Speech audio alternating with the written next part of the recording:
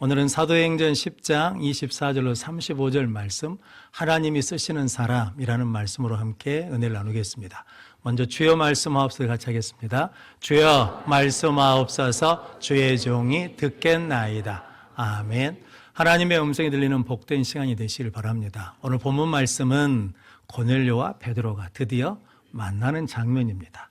오늘 본문 말씀을 통해서 하나님이 왜 고넬료와 베드로를 택하셨는지, 그리고 그들의 어떤 태도를 보고 부르셨는지 함께 은혜를 나누므로 우리 모든 성도들도 새해 하나님 앞에 바른 믿음의 태도를 가지고 나감으로 하나님이 예비해 놓으신 은혜와 복을 받아 누리는 능력의 성도들이 되시기를 바랍니다.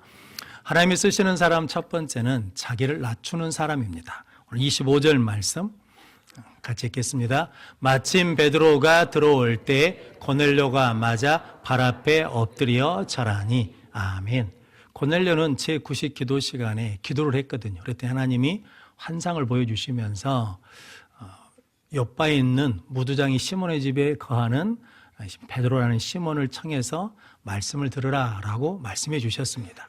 그 말씀에 순종해서 즉시 하인들과 종들을 보냈거든요. 그리고 난 다음에 오늘 24절 말씀에 고넬료가 아직 베드로가 도착하지 않았는데 누구를 불렀냐면 친척들과 가까운 친구들을 모아서 기다렸다라고 말하거든요.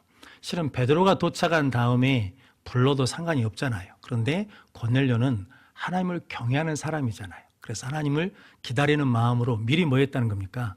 준비하고 있었다는 거죠. 성도 우리도 하나님 앞에 예배하러 나올 때 미리 나오셔서 준비하고 기다리면 하나님의 은혜를 주실 줄로 믿습니다.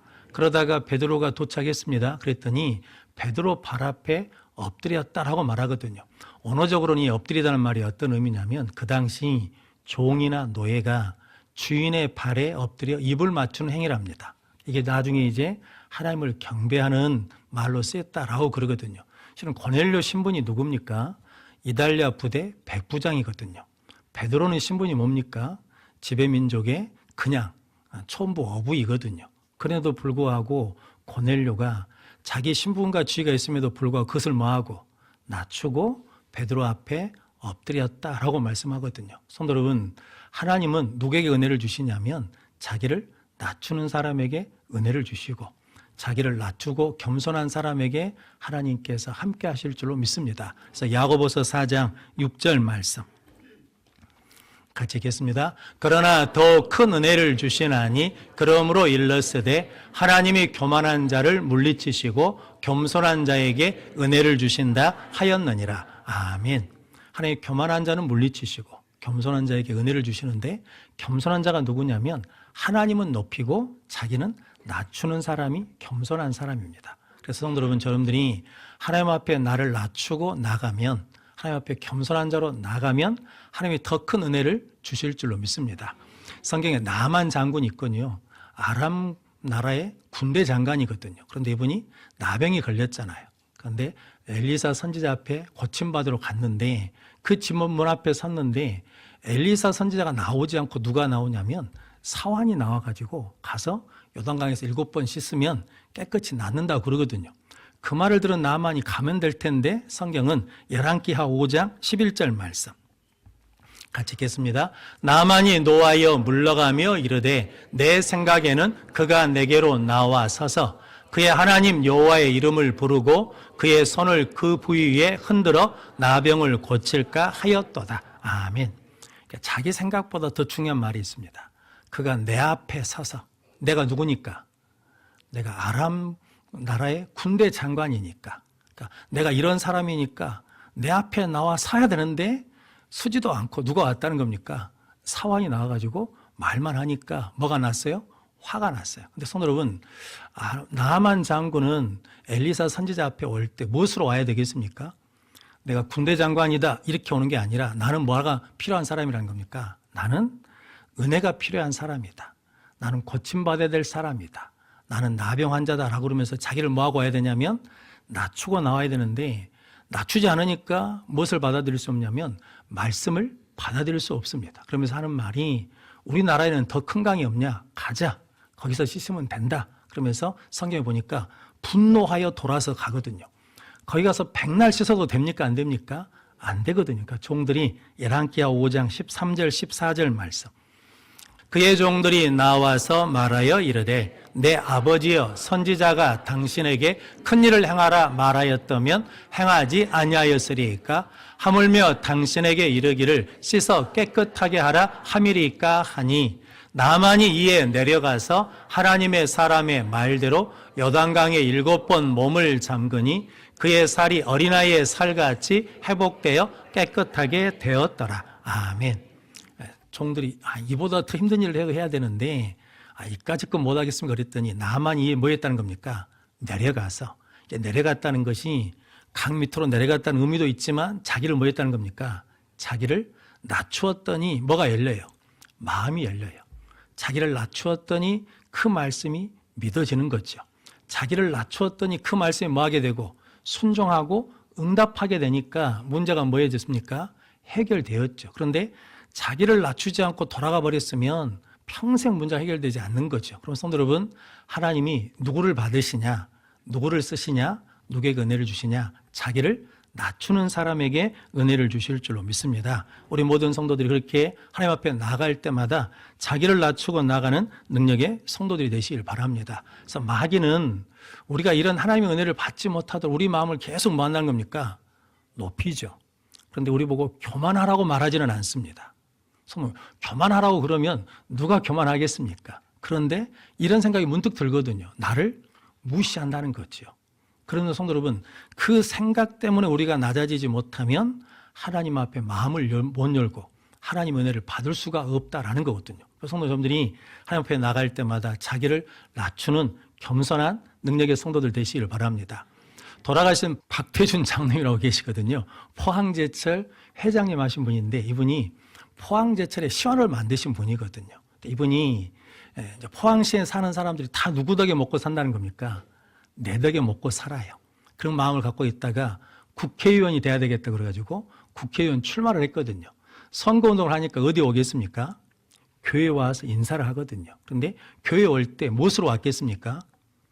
은혜를 구하는 사람으로 오는 게 아니라 내가 누구라는 겁니까? 나 박태준이야.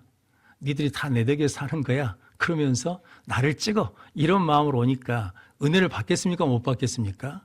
은혜 받을 일이 없죠. 그리고 거기에 들어갈 말씀이 없죠. 그러다 이분이 국회의원이 됐습니다. 그래서 권력의 중심부에 있었거든요. 근데 세월이 지나니까 권력이라는 게 그러잖아요. 그래서 권력으로부터 버림받게 되었습니다. 여러 가지 사건에 연루되어서 미국으로 망명을 갔거든요. 그런데 이분이 그냥 미국에서 그냥 우라통이 터지는 거예요.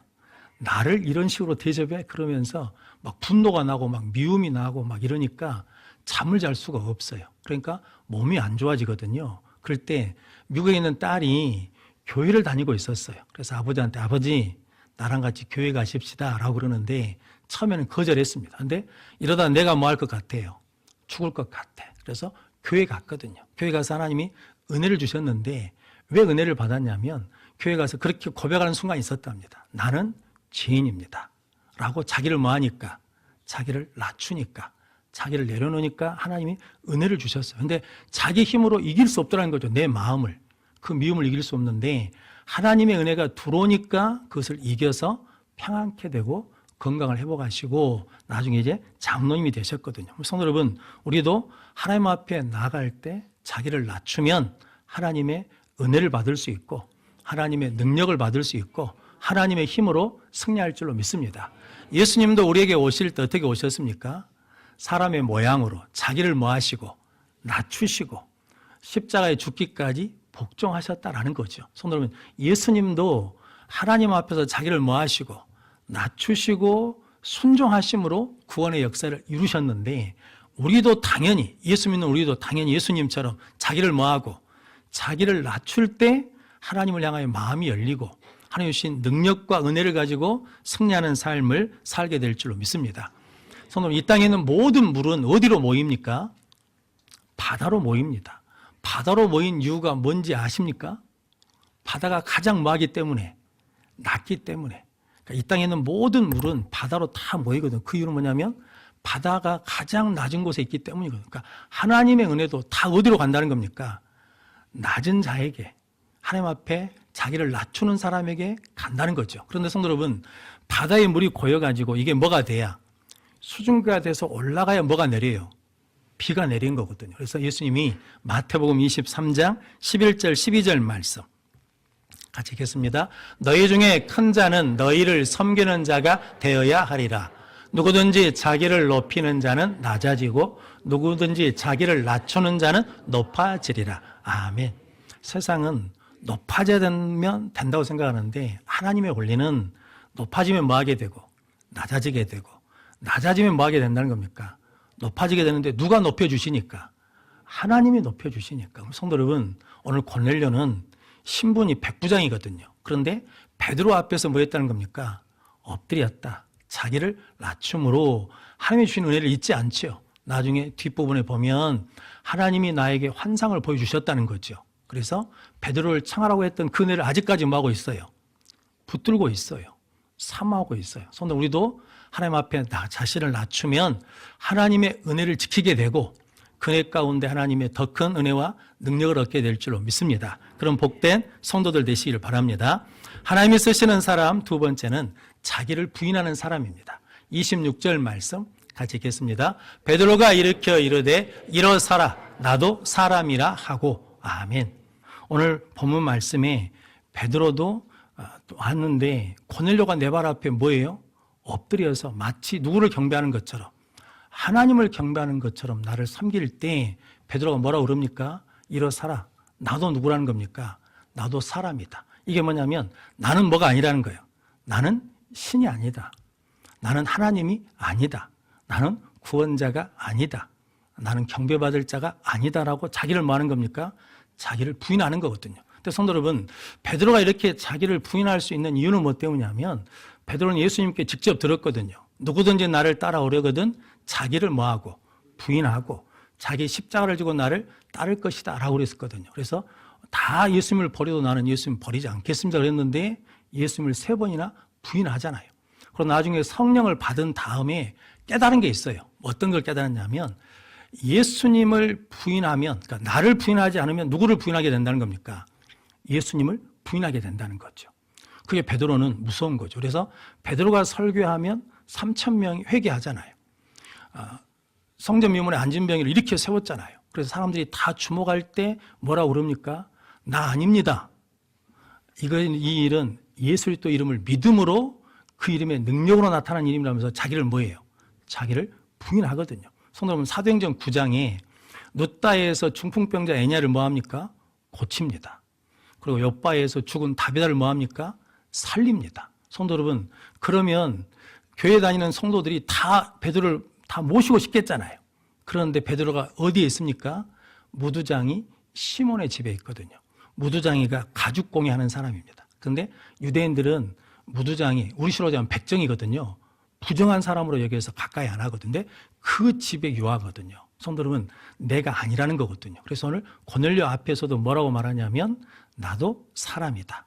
일어서라 라고 그러거든요. 성도 여러분, 그럴 때 그가 오늘 본문 말씀에 왜 나를 불렀냐라고 하면서 자기 사명이 무엇인지를 뭐하지 않습니까?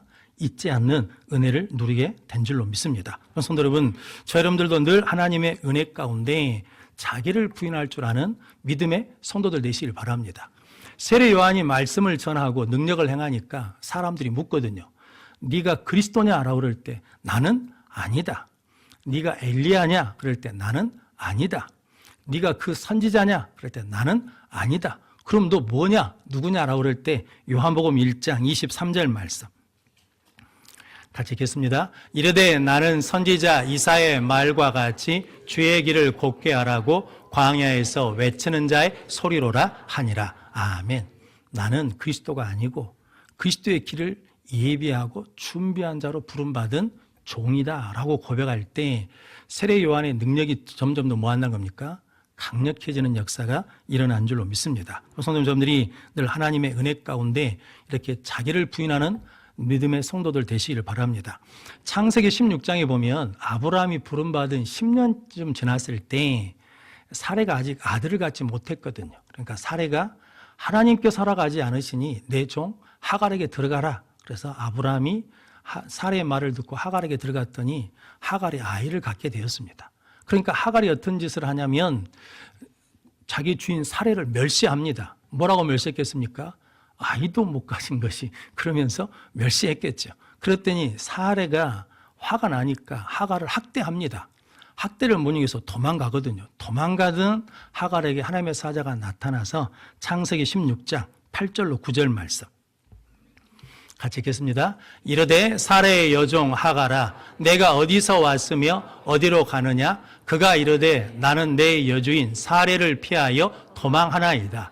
여호와의 사자가 그에게 이르되 내 여주인에게로 돌아가서 그 수하에 복종하라. 아멘. 하나님의 사자가 하갈한테 계속 하는 말이 있죠. 사레의 여종 하갈아. 그러니까 하갈은 뭐가 아니라는 겁니까? 주인이 아니라는 거거든요. 그러니까 실은 은혜를 받은 거잖아요. 아이를 가진 건. 그러면 그때 뭐 해야 돼요? 나는 주인이 아닙니다라고 고백해야 되는데 내가 누구 한 건가요? 내가 주인 노릇을 하려고 그러니까 사례를 멸시한 거죠. 그러니까 뭘 잊어버려요? 은혜가 안 되는 거죠. 그때부터 그것 때문에 뭐예요? 문제가 생기고 고통이 생기고 학대가 생겼다라는 거죠. 그래서 하나님의 사자가 누구에게 돌아가라는 겁니까? 내 여주인 사레에게 돌아가서 복종하라. 그러니까 자기 부인하는 삶을 살라라는 거거든요.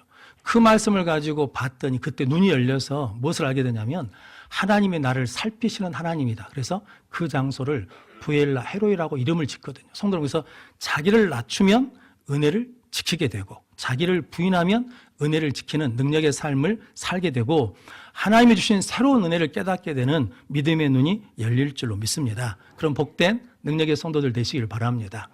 저 어렸을 때 교회에서 들은 설교 때 들은 이야기인데 어떤 어머니 아들이 먹고 살기 힘드니까 부잣집에 종으로 가서 머슴이 됐거든요. 그 집에서 성실하게 일을 잘하니까 주인이 상머슴을 시켰습니다. 그래서 상머슴이 됐거든요. 그러니까 뭘 한 겁니까? 출세를 한 거거든요. 그래가지고 어느 날 이제 집에 와서 어머니 집에서 밥을 먹는데 이 아들이 그러는 겁니다.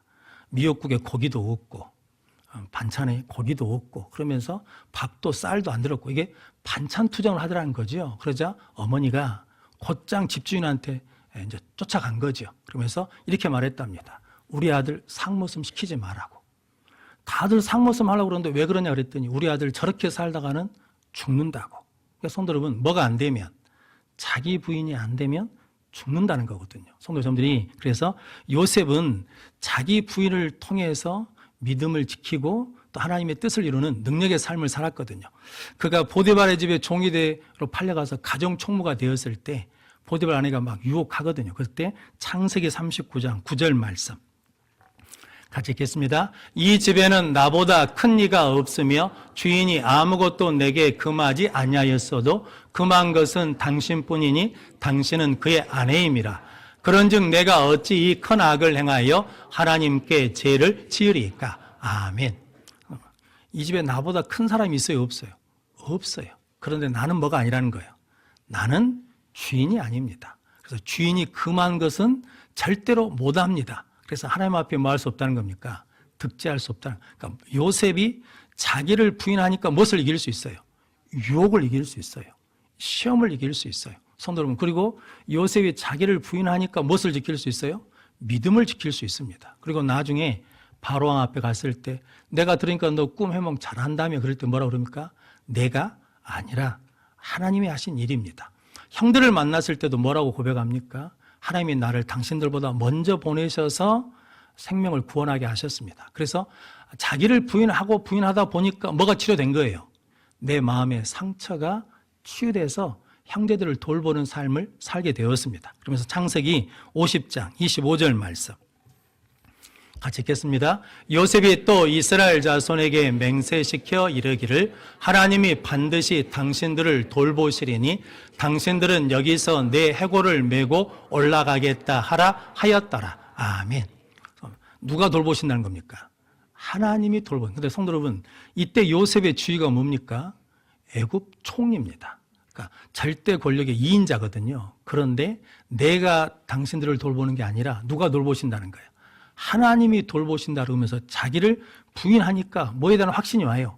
하나님이 반드시 약속하신 것은 이루셔서 이 땅에서 나가게 할 거니까 내 뼈를 가지고 내 해결을 가지고 가라라고 유언할 수 있는 믿음을 갖게 된다라는 거거든요. 성도 여러분, 하나님이 우리에게 자기 부인을 하면 이렇게 믿음을 지키게 하시고 우리의 상처를 씻어주시고 하나님의 약속에 대한 확신을 가지고 나가게 해주실 줄로 믿습니다.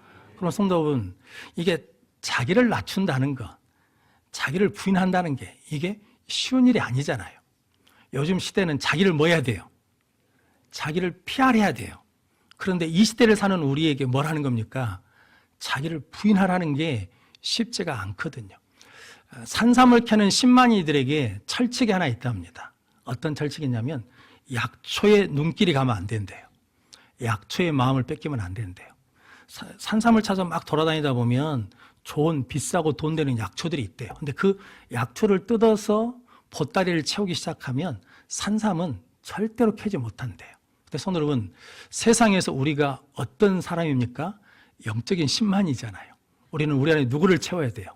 예수 그리스도, 하나님, 하나님의 나라를 채워야 된다라는 거죠. 그러기 위해서는 우리가 어디다 해찰하면 안 돼요. 다른 것에 눈 돌아가면 안 되고 마음 뺏기면 안 된다는 거죠. 그러기 위해서 우리는 뭐 해야 된다는 겁니까? 자기를 낮추고 자기를 부인해야 된다라는 거거든요. 바울도 자기 부인을 통해서 이방인 선교를 능력 있게 행하거든요. 사도행전 14장에 보면 누스드라에서 못 걷는 사람이 있거든요. 근데 말씀을 전하는데 잘 들어요. 그리고 믿음이 있어. 그래서 내 발로 일어서라 그러면서 그를 고쳐주거든요. 그랬더니 누스드라 사람들과 제우스 신전에서 제사장한 사람들이 소환을 들고 가지고 바나바와 바울을 제사하려고 그래요. 그때 사도행전 14장 15절 말씀. 이르되 여러분이여 어찌하여 이러한 일을 하느냐? 우리도 여러분과 같은 성정을 가진 사람이라. 여러분에게 복음을 전하는 것은 이런 헛된 일을 버리고 천지와 바다와 그 가운데 만물을 지으시고 살아계신 하나님께로 돌아오게 함이라. 아멘. 우리도 너희와 같은 뭐라는 겁니까? 성정이 같은 사람이다. 우리 예배받을 사람이 아니다. 우리는 신이 아니다. 라고 자기를 뭐 하는 거예요? 자기를 부인하니까 누구를 더 높일 수 있습니까? 하나님을 더 높일 수 있고 하나님을 증거할 수 있고 예수를 증거하는 능력의 삶을 살게 된 줄로 믿습니다. 그래서 오늘 베드로가 35절에 그렇게 고백하거든요. 온 나라 중에 하나님을 경외하고 의를 행하는 사람은 다 받으신 줄 깨달았도다. 그러니까 베드로가 깨달은 게 있어요. 하나님의 새 역사는, 하나님의 새 능력은 누구를 통해서 일어난다는 겁니까? 하나님을 경외하는 사람, 의를 행하는 사람, 그게 누구라는 겁니까? 하나님을 경외하는 고넬료처럼 자기를 많은 사람, 낮추는 사람을 통해서 새 역사를 이루어 가시고, 의를 행하는 베드로처럼 내 전통과 내가 가지고 있는 율법의 유업인 줄도 알지만 하나님의 말씀에 순종하며 자기를 뭐할 때, 부인할 때 하나님께서 새 역사를 이루어 가신다는 것을 깨달았다라는 거거든요. 성도 여러분, 우리도 자기를 낮춰본 뭐가 있어야, 체험이 있어야, 자기를 부인한 뭐가 있어야, 경험이 있을 때마다 하나님께서 주시는 은혜를 경험하게 되면 이 말씀이 살아있는 말씀이고, 이 말씀이 나를 지키는 말씀이고, 이 말씀이 나에게 능력과 복을 주는 말씀이라는 것을 깨닫고 나가는 역사가 일어날 줄로 믿습니다. 우리 모든 성도들이 이렇게 하나님이 받으시는 사람, 하나님이 쓰시는 사람이 될 수 있도록 자기를 낮추고 자기를 비움으로 하나님의 새롭게 열어주신 은혜와 복을 누리는 우리 모든 성도들이 되시기를 주님의 이름으로 축원합니다.